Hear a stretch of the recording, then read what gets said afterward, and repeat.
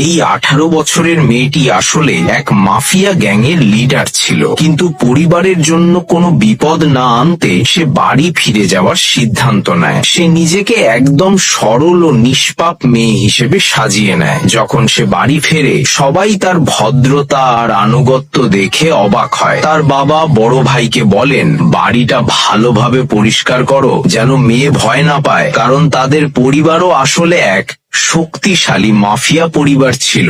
বাড়িতে ঢুকেই সে দেখে বডিগার্ডরা এক লোককে শাস্তি দিচ্ছে। বড় ভাই তার চোখ ঢেকে দেয় যাতে সে কিছু না দেখে। ঠিক তখনই আসে তার দত্তক নেওয়া বোন। সে ভয় পায় এই মেয়ের ফিরে আসায় তার জায়গা হারিয়ে যাবে, তাই সে মেয়েটিকে নিয়ে মজা করে। কিন্তু মা ও ভাইরা তাকে বকেন এবং বলেন, এখন থেকে তোমাকে এই মেয়ের প্রতি সম্মান দেখাতে হবে। তারা মেয়েটিকে জানায়, তুমি হারিয়ে যাওয়ার পর আমাদের তোমার মতো এক মেয়েকে দত্তক নিতে হয়েছিল।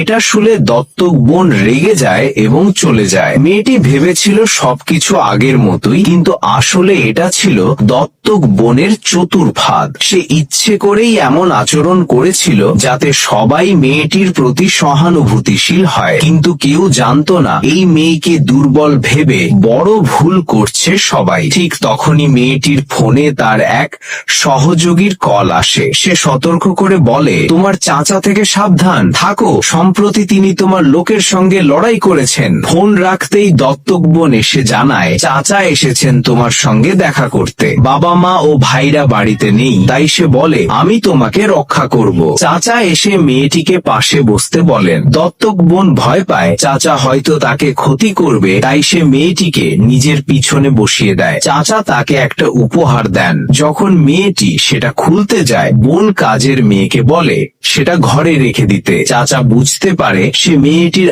আসল পরিচয় জানতে পারবে না, তাই সে বলে, আমাকে দরজা পর্যন্ত পৌঁছে দাও। কিন্তু দত্তক বোন বলে, আমি নিজেই যাব। মেয়েটি চুপি চুপি তাদের অনুসরণ করে এবং টের পায় কেউ তাকে ফলো করছে। সে নিজে বিষয়টা সামলাতে চায়, কিন্তু বাটলার এসে তাকে থামিয়ে দেয়।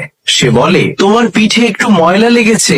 বাটলারের বুদ্ধি দেখে মেয়েটি বুঝে যায় এই পরিবার মোটেও সাধারণ নয়। পরে দত্তক বোন ফিরে এসে বলে, তুমি ঘরে ফিরে যাও। মেয়েটি উপহারটি তুলে দেখে সেটি আগের তুলনায় অনেক হালকা। এখন শুধু একটি সুন্দর হার আছে। সে বুঝে যায় পরিবারের মধ্যে কিছু একটা বড় সমস্যা আছে। চাচার পরিকল্পনা ব্যর্থ হওয়ায় সে আদেশ দেয়, ওই মেয়েটির আসল পরিচয়ের প্রমাণ খুঁজে বের করো। সে ঠিক করে আসন্ন ভোজ সভায় সবাই এর সামনে সে মেয়েটির মাফিয়া বস পরিচয় ফাঁস করে দেবে। ভিডিওটি ভালো লাগলে শেয়ার